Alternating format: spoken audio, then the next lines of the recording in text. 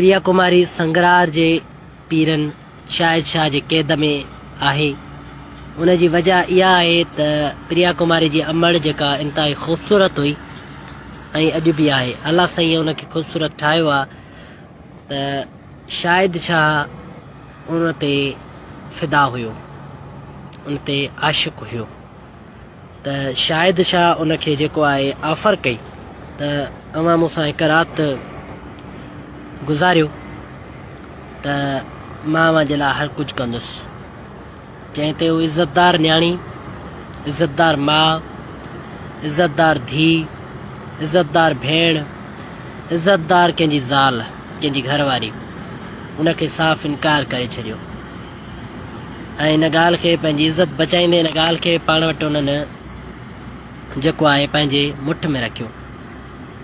उन जे साफ़ इनकार खां पोइ, प्रिया कुमारी जी अमड़ जे साफ़ इनकार खां पोइ शाहिद शाह धमकी ॾिनी त मां तोखे अहिड़ो कुझु करे ॾेखारींदुमि जंहिंजे लाइ तव्हांखे ॻणती जोॻिया या ग़लति या बुरा नतीजा भोगणा पवंदा, ॾुखिया नतीजा भोगणा पवंदा, जंहिंजो नतीजो अॼु सॼी सिंध पई भोगे।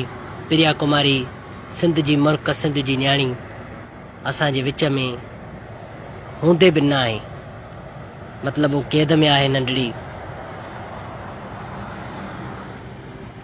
ऐं असां सभु तमाशे बणियल आहियूं, सभु तमाशे बणियल आहियूं। केरु ॻाल्हाइण जे लाइ तयार ई न आहे, केरु लफ़्ज़ आखण लाइ तयार ई न आहे। उथो, कॾहिं उथंदो? मुंहिंजी सोन सिंध जा सोनारा दोस्तो भाइरो, कॾहिं उथंदो? छा जॾहिं अव्हां जे बचनि अव्हां जे नंगनि में हथ पवंदा पोइ उथंदो? इन खां अॻु जो अव्हां जे बचनि ऐं अव्हां जी न्याणियुनि में हथ पइजी वञनि, हथ ॿधी अपील अथव त उथो, असांजो साथ ॾियो। 3 तारीख़ ते सिंध सभा पारां एहतजाजी मुज़ाहिरा जेके पैदल मार्च ज़रिए कया वेंदा 7 ॾींहंनि जो, उन खां पोइ बबुरलो बाईपास ते धरणो आहे ऐं जंहिंजी अॻुवाणी भाउ इनाम सिंधी कंदो। मां दोस्तनि खे गुज़ारिश कंदुसि त उन में भरपूर साथ ॾियनि, भरपूर वठनि।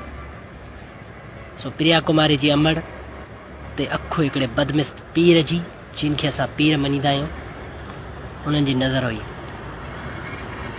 वधीक फ़ैसिलो आवाम जे हथ में आहे त कॾहिं हू कहिड़ी न्याणी खे आज़ादु कराइनि था या न। महिरबानी दोस्तनि।